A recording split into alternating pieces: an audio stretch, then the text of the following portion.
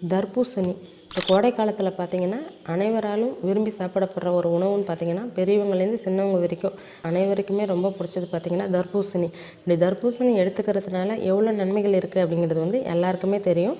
ஆனால் தர்பூசணி எடுத்துக்கிட்டால் சில பிரச்சனைகள், உடல் உபாதைகளும் வரும்.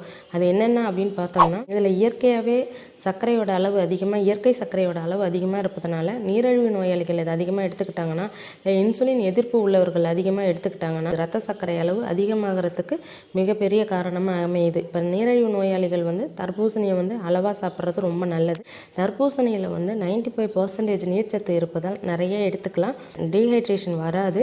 அப்படி அதிகமாக எடுத்துக்கிறதுனால பார்த்திங்கன்னா வயிற்று உப்பசம், வயிற்றுப்போக்கு, வயிற்று மந்தம் அந்த மாதிரியான பிரச்சனைகள் வரதுக்கும் நிறைய வாய்ப்புகள் இருக்குது. இதனுடைய அதிகமான குளிர்ச்சித்தன்மை வந்து குழந்தைகளுக்கு பார்த்திங்கன்னா சளி, காய்ச்சல், இருமல் அந்த மாதிரியான பிரச்சனைகள் நிறைய ஏற்படுத்துறதுக்கு காரணமாக இருக்குது. அதனால் தர்பூசணி நம்ம எந்த அளவுக்கு பார்த்து